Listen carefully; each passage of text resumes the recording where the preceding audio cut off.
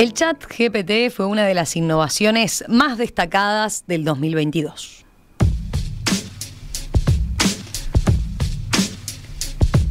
La responsable es la empresa OpenAI, que busca desarrollar una inteligencia artificial amigable y, a juzgar por lo que uno puede experimentar, lo logró.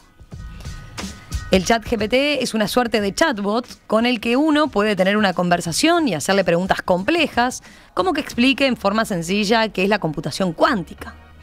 Pero lo más llamativo es cómo uno puede pedirle también que escriba determinadas cosas. Un discurso sobre tal tema, destacando tal y tal puntos, un ensayo contraponiendo dos visiones, o hasta un cuento sobre un animalito perdido en el bosque que aprende una valiosa lección, o incluso una introducción para una entrevista radial. El resultado no siempre es óptimo, suele necesitar ajustes, pero no deja de ser sorprendente. E hizo encender las alarmas, por ejemplo, en el mundo de la educación. En Nueva York, el Departamento de Educación Estadual lo prohibió, preocupado por el impacto en el aprendizaje de los estudiantes que podían pedirle al chat que les hiciera la tarea domiciliaria. Otros han alzado banderas rojas sobre el riesgo que una herramienta tan potente como esta significa para la democracia. Por ejemplo, abarataría los costos para hacer lobby, porque no habría que tener un extenso conocimiento legal para opinar sobre proyectos de ley, sino que bastaría con pedirle asistencia al chat. Desde la empresa OpenAI han tratado de bajarle el perfil. Su CEO, Sam Altman, escribió en Twitter que el chat GPT es increíblemente limitado, pero lo suficientemente bueno en algunas cosas como para crear una impresión engañosa. Y advirtió, es un error confiar en él para algo importante en este momento. Es una vista previa del progreso. Queda mucho trabajo por hacer, agregó. Pero, por más que quede mucho trabajo por hacer, hay preguntas de fondo que ya se pueden hacer, ya se pueden plantear. Para charlar de este tema en nuestro espacio de disrupción, tecnología e innovación, les proponemos ahora una mesa especial con varios integrantes que están vinculados de alguna forma a las distintas aristas que toca este tema. Por un lado, saluda a Maybeth Garcés, filósofa, profesora de ética digital en la Universidad Católica. Maybeth ha participado en algunas mesas de filósofos. Maybeth, bienvenida, ¿cómo estás? ¿Qué tal, Romina? Bueno, muchas gracias por invitarme. Es un gusto reencontrarme con ustedes. También nos acompaña Carolina Aguerre, doctora en Ciencias Sociales, docente, investigadora, especialista en gobernanza de tecnologías digitales. Carolina, bienvenida, un gusto saludarte. ¿Cómo estás? Hola, buenos días, un gusto. Y también nos acompaña Federico Lecumberri, doctor en Ingeniería Eléctrica, profesor del Departamento de Procesamiento de Señales en la FINC, la Facultad de Ingeniería de la Universidad de la República. Federico, un gusto, gracias por acompañarnos también. ¿Qué tal? Buenos días, Romina, Carolina, Maybeth, a todo el mundo. Bueno, capaz que empezamos con una puesta a punto más técnica, Federico. A ver, antes de entrar en el tema puntual, capaz que te pido una mirada global sobre la inteligencia artificial, que es en lo que se basa, ¿no? El chat GPT. Quizás vendría bien una definición a grandes rasgos, recordando qué es la inteligencia artificial y hasta dónde abarca hoy, ¿no? Sí, vendría bien definirlo, es un buen desafío esa definición. Quiero empezar un poquito más atrás, ¿no? ¿De dónde viene el término inteligencia artificial? Y estamos ahí, vamos a mediados del siglo pasado. El término inteligencia artificial arranca o se crea en 1956 en una conferencia que se hace en Estados Unidos. Los 50 es una década muy efervescente. Estaba Alan Turing, que lo conocemos, que plantea una pregunta y es si pueden las máquinas pensar. Plantea una teoría de cómo poder evaluar si una máquina puede pensar. Está la cibernética, está la teoría de los autómatas, Shannon publica la teoría de la información. O sea, es una década muy efervescente. Está la primera computadora electrónica, que es ENIAC, desarrollada por la Universidad de Pensilvania. O sea, es una época donde hay mucha terminología y ahí se define o se crea ese concepto de inteligencia artificial como para englobar algo general que puede estar alrededor de las máquinas pensantes. Sin duda la palabra inteligencia es lo que hace más ruido de todo esto, ¿no? Artificial creo que nos queda claro. en lugar de inteligencia yo prefiero hablar de procesos o de capacidades de percepción del entorno, del análisis y la síntesis, resumir, inferir información, generalizar información, ¿sí? Eso, cuando es realizado por un agente digital, llamémosle un agente no vivo, bueno, eso es lo que podemos llamar como inteligencia artificial. Entonces sería lo que realiza un agente que percibe su entorno, toma acciones de forma autónoma, con el objetivo de mejorar en el desempeño de una tarea, ¿ok? Y para eso utiliza aprendizaje, utiliza conocimiento, utiliza experiencia. Bueno, de alguna forma eso es lo que hemos logrado, lo que se ha logrado con esta área de la inteligencia artificial, que es muy interdisciplinaria. O sea, por supuesto que hay mucha matemática, hay mucha informática, hay mucha programación, hay mucha neurociencia, hay mucha estadística, hay mucha experiencia y experticia de los dominios de aplicación.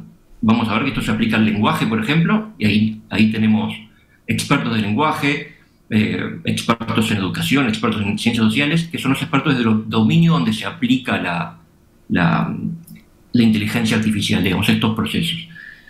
Tal vez como para cerrar, la inteligencia artificial a la que estamos... Tratemos de sacarle el mito de que todo es inteligencia artificial, ¿no? O sea, hay una intención o una idea de, bueno, que hay un proceso o un sistema de inteligencia artificial que hace tal cosa. Bueno, cuando uno empieza a utilizar esa definición de percibir el entorno, tomar acciones autónomas, mejorar su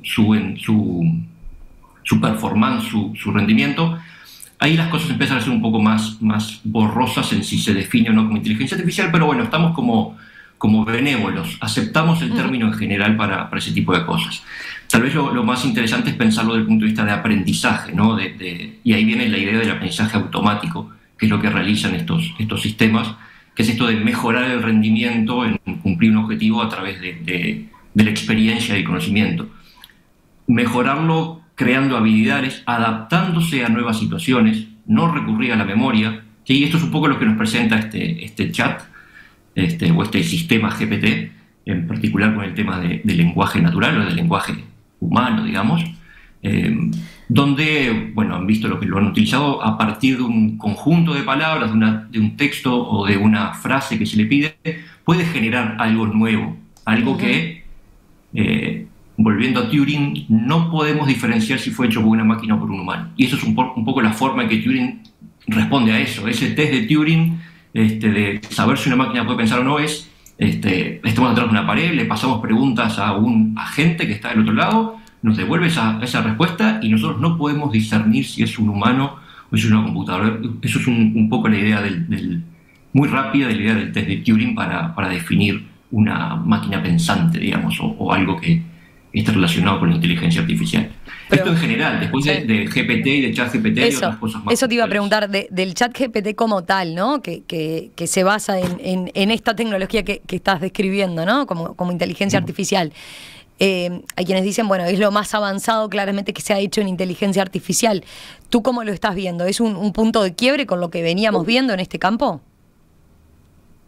Bueno, digamos que los últimos 10 años han sido un continuo aparecer de puntos de quiebre. ¿Okay? Y en este momento, o sea, es todo el desarrollo que se ha dado alrededor de las redes neuronales profundas, deep learning, que se conoce en general, y uno diría año a año, pero en realidad mes a mes, semana a semana nos estamos enfrentando a nuevos modelos que tienen estas características de aprendizaje automático, inteligencia artificial, que superan o alcanzan el estado del arte en una cierta tarea. Lo cierto es que ChatGPT está basado en una tecnología que se llama GPT-3, es la tercera generación de un modelo GPT. A los que nos gustan las siglas, eso quiere decir Generative Pre-trained Transformer, es una tecnología que se llama Transformers. Podemos hablar un poquito de cuál es el corazón de los Transformers, que esencialmente es lo que ha dominado el estado del arte en inteligencia artificial hasta hace poquito, digamos. Ahora empiezan a haber algunas otras técnicas basadas se les llama Stable Diffusion y ese tipo de nombres nuevos, que esencialmente es un proceso para el aprendizaje de estas habilidades, de estos reconocimientos de patrones, porque de alguna forma lo que termina aprendiendo un sistema de inteligencia artificial o de aprendizaje automático son estos patrones repetitivos que tienen la estructura de los datos, en el lenguaje, en las imágenes, en la genética, en el texto, en donde sea, hay una estructura repetitiva. Esa estructura es lo que tiene que el modelo aprender. Y para eso necesita enfrentarse a una cantidad inmensa de datos. Y esa es una de las características de GPT. Fue entrenado, como dijiste, por una compañía estadounidense que se llama OpenAI, que ha generado varios modelos en distintas áreas. Los GPT son uno de ellos, también tienen otros modelos para la generación de imágenes. Supongo que lo vamos a tocar más adelante cuando hablemos de arte, de creatividad, de ética.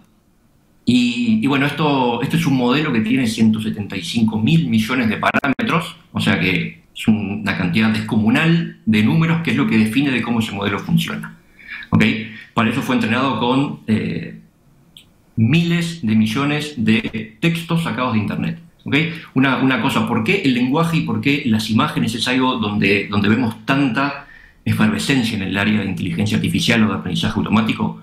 Es porque hay muchísima de esa información en Internet. Nos hemos dedicado a llenar Internet de texto, claro, de imágenes descritas, de cosas que nos dan información. Permiten estructurar esa información, esos datos, para luego entrenar estas máquinas, estos sistemas de aprendizaje automático de inteligencia artificial y mejorar su desempeño. Cuanto más vea, más va a mejorar su desempeño. Pero, como decimos por ahí, un modelo es tan bueno como los datos con los que es entrenado. Y eso creo que hay que recordarlo, porque de esos datos va a depender cómo funciona, la existencia de sesgos, si puede conocer o no algo. Yo que sé, podemos preguntar algo de lo que sucedió hoy en día, y GPT no lo va a conocer porque no tiene esa información todavía. Entonces, depende con claro, qué fue entrenado como para saber cómo se va a desempeñar. ¿Okay? No creo que sea necesario meternos en detalles de qué son los transformers y cuál es la No, yo creo que acá tenemos un buen panorama. A ver, para los que no lo han usado, para los que no saben de qué estamos hablando, bueno, uno puede decir, bueno, chatbots hay muchos, pero es como que bastante más que eso, la proximidad que tiene con el lenguaje que uno dice, bueno, me lo está explicando y se está comunicando conmigo de una forma particular que asemeja una conversación con una persona. No es solo un lugar donde buscar información, claramente, ¿no? Como puede ser Google o Wikipedia, sino que podés pedir directamente que te escriba lo que vos precisás. Se está usando en varios rubros, después hablaremos de eso. Quiero preguntarle brevemente a Maisbeth y a Carolina ¿qué les ha parecido? A ver, en líneas generales, antes de meternos en las cuestiones sobre las que vamos a filosofar, pero ¿cuál es su experiencia al respecto? Como usuarias. Yo tuve la oportunidad de usarlo hace unas semanas. He visto, sí, mucho, ahora está saturado, es imposible acceder al chat, pero he visto muchos foros y muchas cosas que hacen y yo recordando las palabras de Federico sobre Turing, también se me vino a la mente el filósofo John Searle, el cual sostenía que bueno, una máquina nunca iba a ser inteligente, simplemente está manipulando símbolos, pero no es realmente consciente, por lo que ya hablar de inteligente es problemático allí.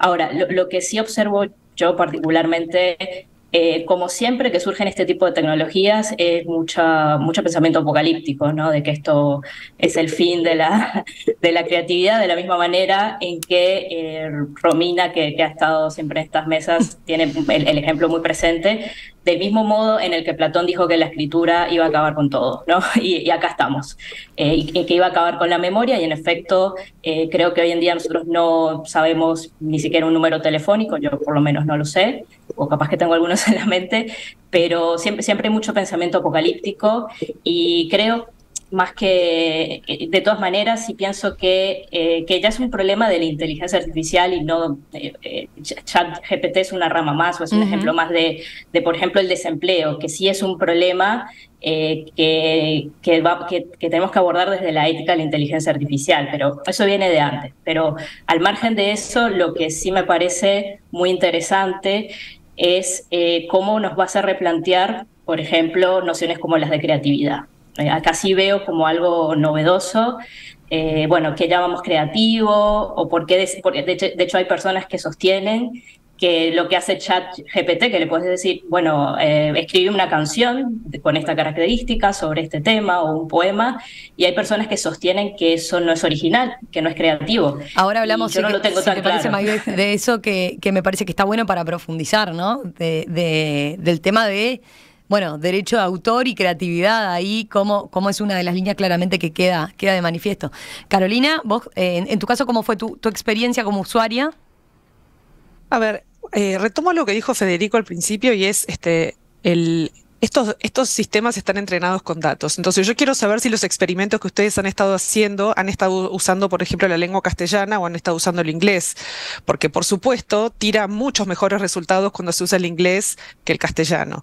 Sin embargo, digamos, aún utilizando inglés, o sea, tengo varios colegas que han estado realizando experimentos, digamos, para detectar los sesgos y para detectar, digamos, inconsistencias, y obviamente, digamos, es muy llamativo los resultados tan parecidos a lo que un humano podría, digamos, desarrollar en algunas definiciones, por ejemplo, experimentos realizados en términos de, o sea, perspectivas antropológicas del lenguaje, o sea, muy meta, digamos, hablando del lenguaje sobre el lenguaje con ChatGPT, o sea, realmente hubo varios eticistas realizando ese tipo de trabajos que fue muy interesante verlo, y la detección de los sesgos implicaba, digamos, detenerse realmente, digamos, y analizar esas oraciones que allí salían. No era tan evidente, por eso, digamos, el tema de la preocupación que existe, digamos, en ámbitos educativos, digamos, y todo este hype, ¿no? Esta nube que se ha armado, digamos, esta bola en las últimas semanas en torno a esto.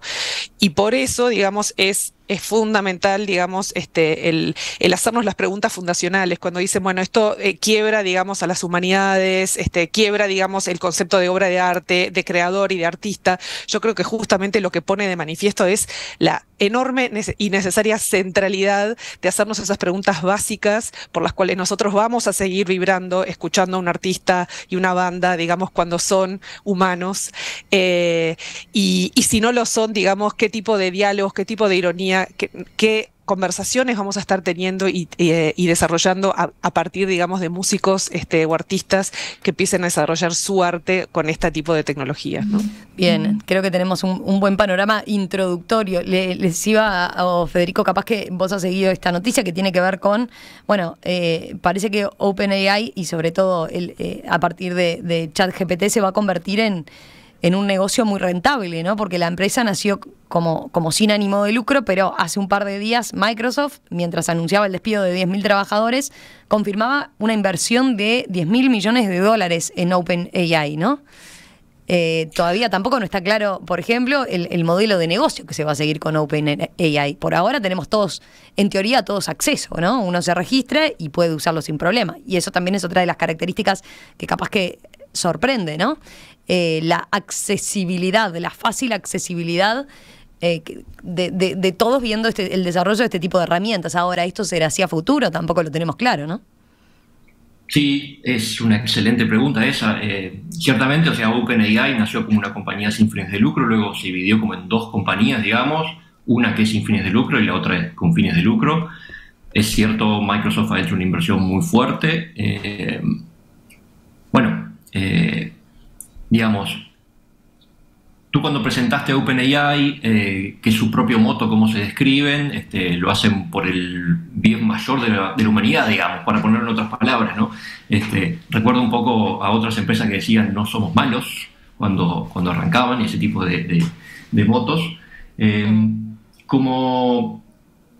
Pero tienen una característica, ¿no? Y es que tienen su código a disposición, o sea, tienen los modelos a disposición. Obviamente no tenemos los datos con los cuales fueron entrenados, porque son muy grandes, pero sí podemos acceder al código, que es esencialmente esa estructura, esa arquitectura que yo decía, que luego se entrena con los datos, ¿ah? Y que genera ese conjunto de parámetros, una cantidad muy grande, pero bueno, que si los datos son suficientes se pueden entrenar esa cantidad de parámetros. Hay una plataforma que se llama GitHub, que es muy utilizada para el intercambio de código abierto. Uno puede descargar ese código y tener la estructura para poder reutilizarla dependiendo de la licencia que se utilice, pero Digamos que es algo que por suerte en la comunidad esta de Machine Learning, del área de inteligencia artificial y otras comunidades, en los últimos 15 años ha habido un cambio muy fuerte hacia a compartir el código, ¿ok? No solamente la publicación de los resultados o poner una interfaz como es ChatGPT para probarlo, sino también poner a disposición el código y eventualmente de antemano como para eso. De vuelta, es el código, no son los datos, que es la riqueza de eso. Muchas veces se dice que en un proyecto de inteligencia artificial, un proyecto de ciencia de datos, el 80% del tiempo lo gastamos en limpiar los datos, en acomodar los datos, en eventualmente encontrar sesgos, pero esa calidad de los datos es lo que va a definir la calidad del modelo. Entonces, de vuelta, es como que el corazón, lo que decía Carolina recién, está muy bien ajustado para el inglés. No tan bien para otros idiomas. En español no anda tan mal, pero seguro que no fue utilizado o entrenado con la misma profundidad que en el inglés, por el acceso que hay a esa información. ¿Lo van a dejar abierto? ¿Lo van a cerrar? No sé, eso no podemos saberlo. Creo que en su espíritu original la idea de OpenAI es mantener eso y ser parte de otros que desarrollen este tipo de tecnologías, de sistemas. Eventualmente por ahí en algún momento decían de que si alguien desarrolla algo que está en el estado del arte, ellos pueden colaborar o entregar sus modelos, sus cosas que están realizando. Entonces hay que ver, es un momento súper interesante de estarlo viendo, porque bueno, los que estamos en esta área hace algún tiempo, realmente es como una revolución fantástica, ¿no? O sea, es súper motivadora por la cantidad de cosas que tenemos para hacer. Buscando actualización. Se ha encontrado que necesita una actualización en diseño de videojuegos, diseño web y marketing digital. En Fundación Telefónica Movistar te brindamos cursos virtuales gratuitos para que adquieras las herramientas digitales que te mantendrán actualizado. Conocelas en www.fundaciontelefónica.uy. Mejora tu currículum y prepárate para el mundo laboral. Además, la certificación es gratuita. Fundación Telefónica Movistar. Actualizate hoy con las herramientas del mañana. Lenovo. Para cada necesidad, elegí lo mejor en tecnología con Lenovo. Vamos a hacer una breve pausa y enseguida continuamos bajando a tierra un poco más las implicancias, ¿no? Los desafíos éticos o filosóficos que una herramienta como esta trae. Por ejemplo, algo que se ha hablado mucho en estos últimos días tiene que ver con la educación. Hay universidades que no han tenido esos recesos que hemos tenido nosotros ahora desde que se lanzó el ChatGPT y bueno, ya se lo están planteando como un tema a abordar. ¿Qué hacer? ¿Cómo actuar? Los desafíos que plantea, cómo implica esto reposicionar el rol del docente. Bueno, con eso volvemos enseguida. Hoy aquí en Perspectiva estamos hablando de los desafíos éticos o filosóficos que trae aparejada una herramienta como el ChatGPT.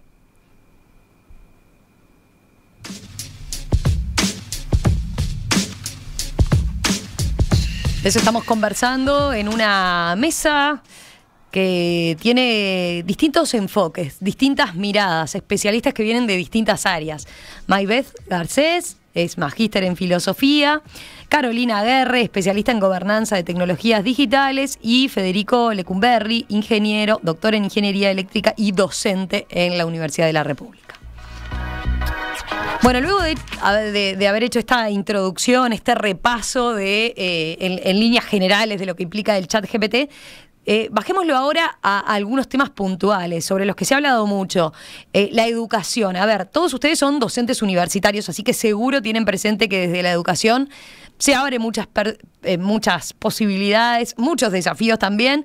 ¿Les preocupa cómo se paran en el tema? Carolina, empezamos contigo ahora. Bueno, a ver, esto llega hoy hasta ChatGPT en diciembre, digamos, cuando estábamos cerrando los exámenes. Entonces, como bien decías, el desafío ahí no lo vimos tan claramente. Pero en esta última tanda no llegaron los exámenes usando ChatGPT. Exactamente.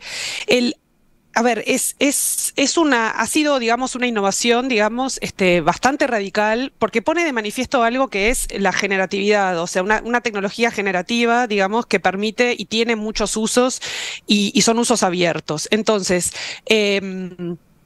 desde la educación nos estamos planteando hace mucho tiempo problemas vinculados con el plagio, con Internet en términos generales. Los datos que usa ChatGPT son datos que se encuentran hoy en la web, como otros sistemas como Clearview AI han utilizado este tipo de cosas, scrapeando imágenes para las autoridades policiales del mundo, digamos, y detectar criminales. O sea, ahora tenemos un chat, un bot que se utiliza, digamos, para este tipo de producción de textos que tienen distintos usos, entre ellos la posibilidad de utilizarse para el plagiarismo en exámenes, monografías y distintos tipos de trabajos. Entonces, tenemos un desafío, digamos, que lo venimos viendo hace más de una década con muchísima fuerza, vinculado con el origen, la fuente, digamos, de los trabajos, y creo que nos hemos planteado desde distintos ámbitos educativos, no solo universitarios. Yo hablo desde la universidad, pero digamos, creo que deben haber otros oyentes, docentes de educación secundaria o primaria, que también lo vienen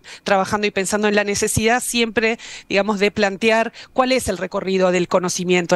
El conocimiento, digamos, se construye y se basa sobre otros, ¿no? Sobre los hombros de los gigantes, como se ha dicho mucho, y como esto también tiene que ver con algo que discutíamos al principio entre nosotros cuando empezábamos esta conversación con el derecho de autor y la autoría y demás. Entonces, básicamente, y como también Maybeth lo señalaba, digamos, con el ejemplo de Platón y la escritura, cuando surgió la calculadora, digamos, masiva en la década del 70, se planteó, es necesaria, cómo se van a enseñar las matemáticas. Ahora nos estamos planteando, digamos, un desafío que, insisto, tiene que ver con cómo replanteamos, digamos, la producción de conocimiento y el pensamiento escrito, fundamentalmente, en nuestras aulas. ¿Por qué es importante mantener capacidades de escritura académica en el ámbito universitario, por ejemplo? Porque hay quien podría preguntarse, bueno, ¿para qué seguir enseñando cómo escribir un ensayo si una herramienta como GPT te lo soluciona, ¿no? O puede escribirlo por nosotros. Hay quien puede plantearse eso. Quizás lo que nos interesa ahora ya no es solo el resultado del ensayo, nos interesa, digamos, qué preguntas nos hicimos para hacer ese ensayo, qué fuentes utilizamos. Si no hacemos eso, esos próximos estudiantes, cuando tengan que pensar problemas, digamos, sobre, no sé, el totalitarismo, el fin de las democracias, problemas sustantivos, las nuevas tecnologías digitales generativas, ¿sobre qué bases y de pensamientos y fundamentos críticos, sobre qué bases de conocimiento lo pueden hacer si ellos mismos no pueden saber cómo pensaron, ¿no? Es el meta pensar cómo ellos mismos desarrollan estas capacidades. Y creo que ChatGPT lo tenemos que usar en el aula, lo tenemos que deconstruir. Digamos, Federico lo hará de una manera en la Facultad de Ingeniería, pero nosotros desde las humanidades y las ciencias sociales lo haremos de otra, digamos, y tiene que ver con a qué resultado hubiera llegado un estudiante, por ejemplo, haciendo una prueba, sin utilizar esta tecnología versus utilizándola. ¿Por qué puede ser útil? ¿En qué contextos? ¿Y qué es lo que al propio estudiante le deja, este sabor que le deja haber utilizado esta tecnología? Pero reconociendo como base siempre la noción de, digamos, de plagiarismo y de autoría y de fuente, que eso es fundamental, digamos, ¿no? Eso, no solo desde un punto de vista ético y moral, es un punto de vista, digamos, básico de honestidad, que tenemos que siempre partir de la base que en la educación es un principio, digamos, que no podemos, ese sí que no nos podemos correr ni un milímetro. Hay algunas crónicas de internacionales donde en las universidades empezó a ver el uso del ChatGPT, que claro, ahí el límite todavía era más difuso, ¿no? Hay alumnos que empezaron a hacer pasar trabajos sin detallar la fuente o de dónde habían tomado información, ¿no? Hay profesores que, ante el temor inicial que les despertaba el ChatGPT, optaron por decir, bueno, ¿y qué tengo que empezar? ¿A hacer las pruebas orales, por ejemplo? Para que ahí asegurarme de que mi alumno no cuente con esa herramienta. Maybeth, en este caso, ¿tu experiencia? Mi perspectiva no es apocalíptica. O sea, yo comparto la declaración, de hecho, del CEO de ChatGPT, que dijo, bueno, nos adaptamos a las calculadoras y tuvimos que cambiar la manera de evaluar. Yo lo que sí pienso, y que es algo que las nuevas tecnologías hacen muy patente, es que nos muestran qué habilidades van quedando obsoletas. Y creo que quien tiene que dar la respuesta sobre qué habilidades tenemos que mantener o a cuáles les damos más valor, si no tiene que venir la respuesta de la tecnología misma, sino de diferentes ámbitos, desde la psicología, de la filosofía, de la educación. Yo creo que en ese sentido tendremos que adaptarnos a... primero tenemos que plantear si la creatividad y la originalidad es algo valioso para nuestra cosmovisión, para nuestra visión de mundo, y si así lo es, bueno, ¿qué herramientas tenemos para garantizarlo? Hay algo similar que pasó, por ejemplo, o que está pasando con los deepfakes, no sé si saben que es, estas también imágenes generadas a partir de inteligencia artificial, que a mí en lo personal me resulta como muy interesante hasta qué punto también las nociones de verdad o falsedad están problematizadas a partir de eso. Pero también hay mismas inteligencias artificiales que se dedican a detectar deepfakes. Es decir, bueno, la misma herramienta también aporta como una manera de contrarrestar. Yo no sé ahora mismo, porque no sé nada desde la parte técnica, pero yo me imagino que se puede también como usar este tipo de tecnologías para saber si algo fue hecho por ChatGPT o no lo sé. Lo que sí sé, por lo menos, es que lo que genera ChatGPT, por ejemplo, ensayos, han pasado los test de plagios, o no sé si saben, bueno, algunas plataformas educativas, hay una especie de escáner y por supuesto que pasa como que no es plagio. ¿Pasa como que no es plagio, decís? Exacto, que no es plagio, o sea, que es algo totalmente novedoso. Y bueno, esto que también decía Carolina bueno, el conocimiento, que es algo original y que es algo novedoso. Yo personalmente no lo tengo muy claro, e incluso recuerdo debates filosóficos medievales que decían que en estricto sentido los seres humanos no somos creativos porque nunca creamos de la nada. Entonces, Dios es el creador por analogía. O sea, recuerdo todo eso y lo llevo a este debate y pienso, bueno, ¿por qué estamos diciendo que lo que está haciendo ChatGPT no es algo novedoso? Y para cerrar, que lo conecto un poco con lo que dijo Carolina, es esto también, bueno, de saber ordenar o de saber insertar los comandos, de saber instruirle a la inteligencia. Me parece que eso no es tan sencillo, ¿no? Es decir, bueno, quiero un ensayo con estas características, utilizando tales fuentes que tenga este sentido. Yo creo que ahí hay también pensamiento y creo que se le puede dar la vuelta. Pero bueno, yo personalmente no soy, repito, alguien así tan apocalíptico, pero creo que se le puede dar la vuelta y tendremos que adaptarnos como nos hemos adaptado a muchas otras tecnologías antes. Ahí tenemos dos experiencias de docentes más volcadas a las ciencias sociales, ¿no? Las ciencias humanas. A ver, el docente de ingeniería, ¿cómo lo ve o cómo espera padecerlo o no? O tener un ayudante ahí en clase, a ver. Bien, sí, bueno, igual que Carolina y que Maribel, yo no soy apocalíptico tampoco en este sentido. Nosotros lo estudiamos desde adentro, estos sistemas, digamos, y es parte de lo que enseñamos. Debo decirte también que ChatGPT tiene una característica que es capaz de generar código o de revisar código a ver si hay algún error. Hay algunos sistemas actuales que a partir de una descripción de lo que tiene que hacer una función generan el código de lo que hace esa función. Se le llaman autopilots en la jerga. Entonces, de vuelta, yo creo que lo que está haciendo estos sistemas es cuestionarnos cuáles son nuestras habilidades y cuáles son esas cosas a veces reiterativas. Volvemos a los patrones, esas cosas reiterativas que tal vez eso no es la educación. ¿Ah? Entonces está bien, hay que aprender a hacer un procedimiento para, no sé, sacar la raíz cuadrada de algo y lo traigo a mi rubro. ¿Okay? La raíz cuadrada ya no la sabemos calcular, usamos una computadora para hacer eso. ¿Okay? Pero hay un procedimiento para hacerlo. Entonces, bueno, la tecnología ahí la recibimos bien. Antes de que llegara ChatGPT, algunos recurrían al Rincón del Vago o a algunos otros lugares donde descargaban ya ensayos que estaban hechos. ¿Era más fácil o menos fácil detectar ese plagio? Bueno, dependía de la herramienta. Por eso nos cuestiona, nos presenta desafíos. Desde el punto de vista de la evaluación en la educación, ¿sí? No solamente del proceso de generar esas habilidades, esos procedimientos, esos conocimientos, en la evaluación creo que tenemos que usarlo como herramienta también, para proponer una evaluación que también sea desafiante, y que desafiante en el sentido de evaluar eso que estamos buscando con la educación, no recordar que tal batalla fue en tal año, eso es memoria. Bueno, sin duda ese componente, el de la memoria, el de aprenderse cosas de memoria, cada vez tiene menos, se le ve menos utilidad, ¿no? Menos sentido. En ese caso, ahí es un paso más que da el ChatGPT, ¿no? Totalmente, como decía Maybeth, yo ya no me acuerdo de ningún teléfono. Claro. Es decir a quién quiero llamar, y a veces es decirle al teléfono que me llame a fulano. Porque también entramos ahí tenemos el lenguaje natural, pero no escrito, sino con una interfaz que, volvemos al principio, interactúa, percibe el entorno, y a partir de esa presión de sonido que se da en el parlante, lo identifica como unas palabras y puede interpretar mi pregunta o mi comando. Entonces, esa integración de cosas. Pero volviendo a la educación, yo creo que, como en otras áreas, plantea desafíos, es necesario incorporarlo porque nos puede ayudar mucho también en la evaluación continua, en la evaluación personalizada, adaptada a las habilidades que va desarrollando cada uno.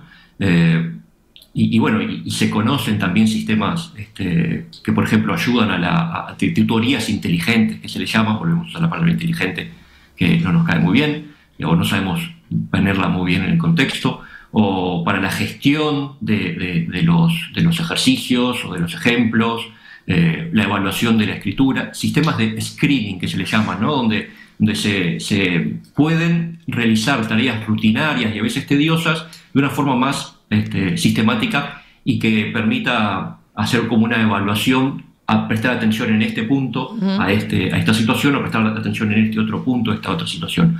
Para esto sí puede servir, y creo que digamos, como todo proceso de tecnología, llamarle la escritura, llamarle la calculadora, llamarle la televisión, llamarle internet, va a requerir un tiempo para acomodarnos a eso. Somos los que reaccionamos más lento. Siempre los estudiantes van a reaccionar más rápido y se van a adaptar más rápido a las posibilidades. Eso está seguro. Es interesante eso, porque le estamos viendo ahora como las amenazas, ¿no? Estamos poniendo el foco en las amenazas. Pero veía testimonios también, claro, de docentes, por ejemplo, hasta de educación primaria, donde dicen, se han puesto a buscar cómo enseñar determinado tema con actividades que sean justamente más lúdicas, más enriquecedoras, que los enganchen más a los chiquilines, y han obtenido muy buenos resultados con propuestas, ¿no? que les devuelve. Entonces no todo es una amenaza, sino que también ahí ese es un poco lo que decía Federico, de empezar a buscar bien. Bueno, vamos a otro aspecto, si les parece, que Maybeth lo desarrollaba al comienzo. Tiene que ver con lo que significa el ChatGPT para la escritura, para el arte, para la creatividad. A ver, Maybeth, vamos con tus comentarios en ese sentido, en ese rubro, ¿te parece? Bueno, aviso que no tengo claro. Recién estoy pensando en estos temas y no tengo una respuesta definitiva. Lo que sí, bueno, muchas cosas en filosofía nunca se cierran, pero primero tendríamos que definir qué es originalidad, qué es creatividad, que de hecho en filosofía no hay, si uno va a un diccionario de filosofía básico, por ejemplo el de Ferrater Mora, la palabra creatividad no aparece.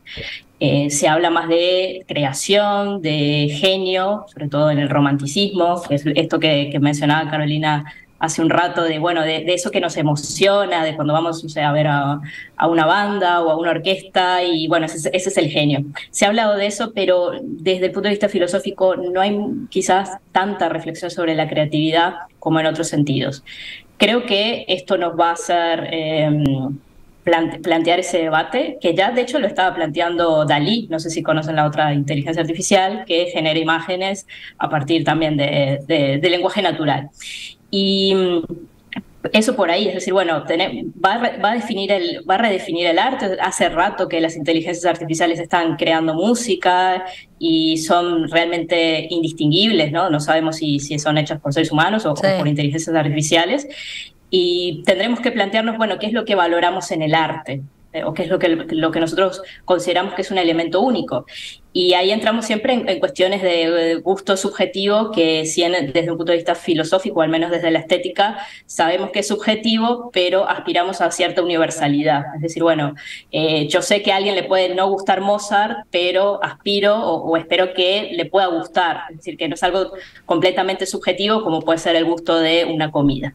Entonces, eso es por ahí para empezar, pero también estaba viendo desde el punto de vista, ya trayéndolo un poco más al ámbito ético, desde la equidad. Y como muchas personas, siempre acá el debate es, bueno, no, esto acaba con la creatividad, por supuesto que siempre está latente el problema de, bueno, de qué van a trabajar los artistas, que ya de por sí es un problema, siempre lo ha sido, pero más allá de eso, también hay personas que dicen, bueno, esto es una oportunidad para que las personas, simplemente usando el lenguaje natural, puedan escribir una novela, puedan escribir una canción, puedan escribir un poema. Y ahí sí lo que habría que ver y que cuidar desde el punto de vista ético y también político es el tema de los monopolios, ¿no? Que siempre asusta cuando las grandes corporaciones están invirtiendo, no sabemos qué va a pasar. Yo tampoco, no podemos hacer futurología acá, pero si es una tecnología accesible a todos, me parece que también es una herramienta muy valiosa, y además que creo que por ahora no tenemos la manera de distinguir, ¿no? Si una canción generada por ChatGPT fue hecha por un ser humano o por esa inteligencia. Entonces, si de acá, si avanzamos más y tenemos la manera de distinguirlo, ya problematizaremos y evaluaremos qué es lo que consideramos valioso en la creación hecha por seres humanos o por inteligencias artificiales. Otro punto que se me ocurre plantear tiene que ver con los sesgos, ¿no? Que también lo mencionaron, porque es una tecnología que particularmente se presta para estas cosas. De hecho, han aparecido como acusaciones de que el ChatGPT tiene una inclinación hacia lo políticamente correcto. Sí. ¿Cómo vieron ese aspecto y qué pueden decir al respecto de eso, de los sesgos como tal?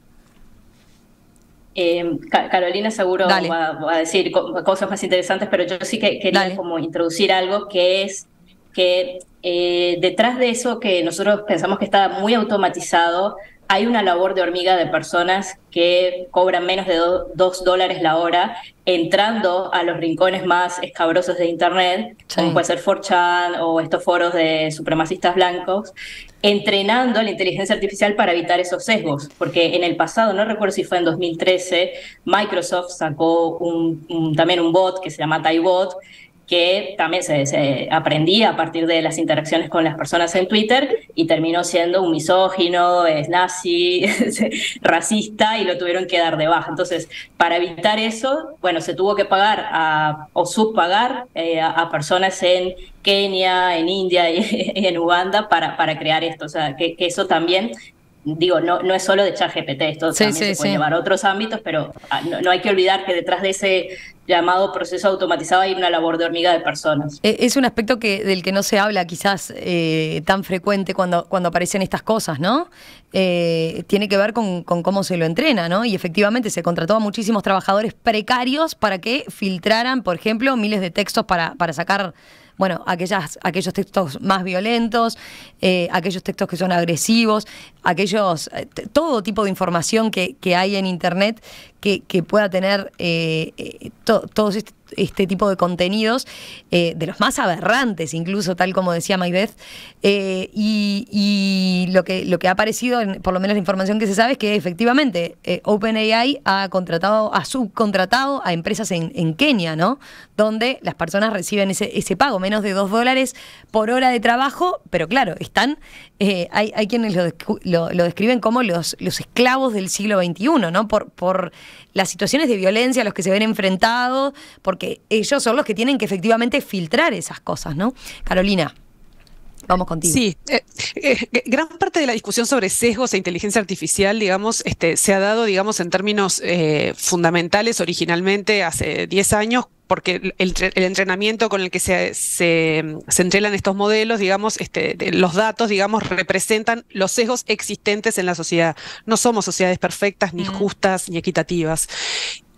El problema es que la inteligencia artificial los propaga y los magnifica, digamos, y esos sesgos, y aún terminando, digamos, en aberraciones como el ejemplo que menciona Maybeth. Entonces, la filosofía de OpenAI originalmente, cuando se funda originalmente como una filantrópica, digamos, de muchos grandes donantes, Elon Musk, entre otros, tenía que ver con un término que se utiliza muchísimo en la gobernanza actual de la inteligencia artificial, que es la responsabilidad. No, una inteligencia artificial responsable.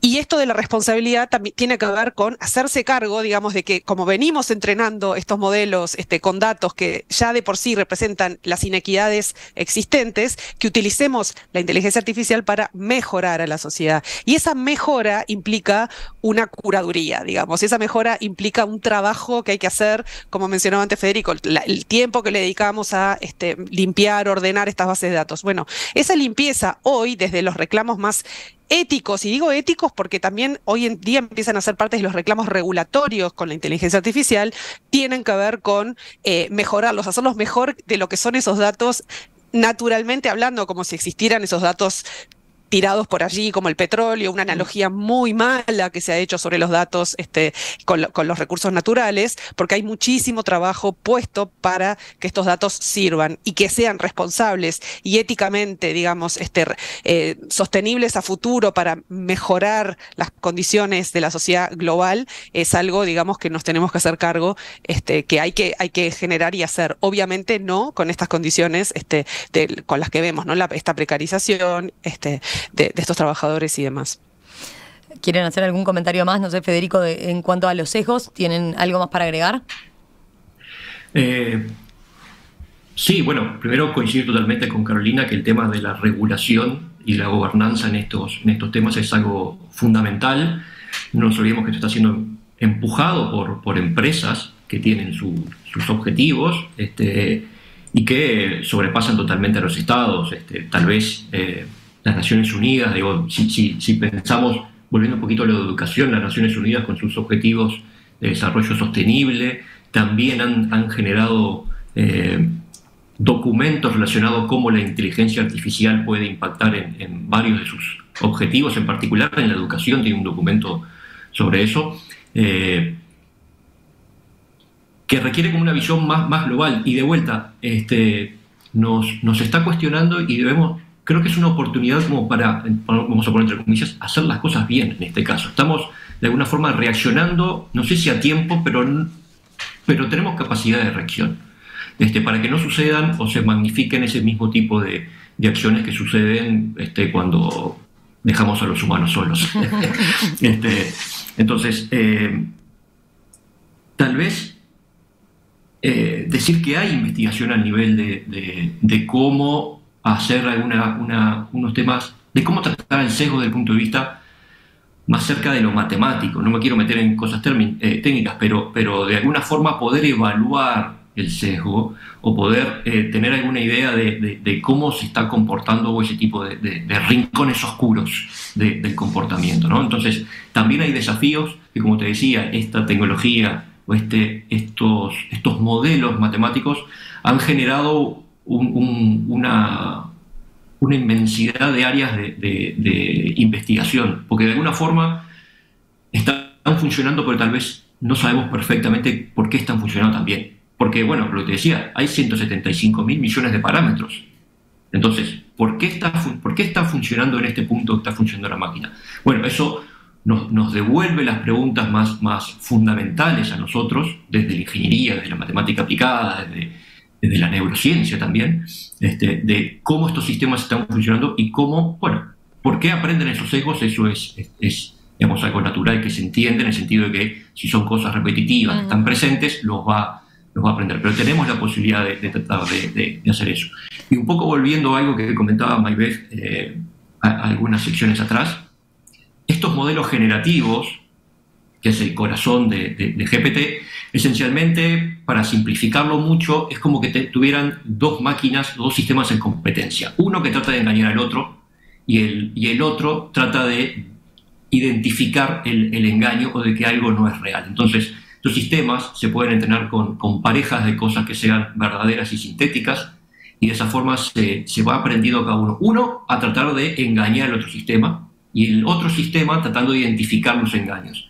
Y en esa competencia mejoran la performance conjunta de ambos. Por ejemplo, esto está lo que está en el corazón de AlphaGo, no sé si se acuerdan de ese sistema, que fue el que le ganó al campeón mundial de Go, un juego... Alice Doll. Exactamente. Y bueno, ¿qué es lo que logran estos sistemas? Esencialmente poner a jugar a dos computadoras o a dos sistemas infinidad de partidas, ¿tá? Muchas más partidas de las que pueda llegar a jugar los humanos todos juntos durante todo el tiempo, porque es algo que se paraleliza, se optimiza su cómputo, y de esa forma aprenden a engañar a uno de los sistemas, y el otro sistema aprende a tratar de no ser engañado. Entonces, eso es un poco lo que está en el corazón de lo generativo. Entonces, me fui un poco de la pregunta, pero volviendo a los sesgos, hay investigación y hay desarrollo de cómo tener en cuenta los sesgos en el momento de evaluar la performance de los sistemas, ¿tá? No es algo claro, no es algo inmediato. Evaluar el sesgo no es como evaluar si un número es par o impar. Claro. Son cosas más complejas. Entonces ahí es donde, desde el punto de vista computacional, es más difícil de evaluarlo. Y por eso precisamos a los humanos. Nosotros somos los que limpiamos los datos. Carolina, quiero preguntarte una cosa para cerrar, porque ya estamos pasados de la hora, pero ¿qué tan lejos estamos de una regulación al respecto? Una regulación de esta herramienta, pero más en general de la inteligencia artificial. O sea, se está bastante cerca en Europa de la primera ley comprensiva, digamos, de la inteligencia artificial, EU AI Act, como se la conoce, o la ley europea, pero que justamente, ¿qué pasó con ChatGPT? Pone de manifiesto algo, y es, la ley europea regula tecnologías en base a riesgos, ¿ah? Y las clasifican, los que son de alto riesgo no están permitidas por la ley. Es interesante, es una ley dinámica, una ley que permite la evaluación constante y permanente de las tecnologías. Lo que es riesgoso en 2023 puede no serlo en 2025, y esto lo está previendo este proyecto de ley. Ahora, las tecnologías generativas como ChatGPT no están siendo reguladas por esta ley, ¿no? Entonces, pone de manifiesto cómo siempre la regulación corre de atrás con la innovación tecnológica. Voy con algunos mensajes de los oyentes porque tocan puntos que hemos conversado. Primero, uno importante para que todos lo tengan en cuenta. Alejandro dice, quise descargar el famoso ChatGPT y me pide que ingrese mi número de tarjeta de crédito. ¿Esto es posible? No. Estamos hablando de ChatGPT. Asegúrense de que efectivamente no les pida eso, como mucho una dirección de correo electrónico o una cuenta para seguir a través de Facebook, por ejemplo, o su cuenta de Google para poder ingresar. Es simplemente un registro, pero no un número de tarjeta. No vale, creo que viene bien la aclaración, dado la cantidad de estafas y maniobras que hay con este tipo de cosas últimamente. Por otro lado, a ver, Fernando plantea, está lleno de música actual trabajada con inteligencia artificial, con horrores, dice él, de aplicación de arreglos musicales muy mal hechos, fuera de tempo, especialmente en batería y percusión, donde obviamente no toca a nadie, y en correcciones evidentes de desafinación de voz.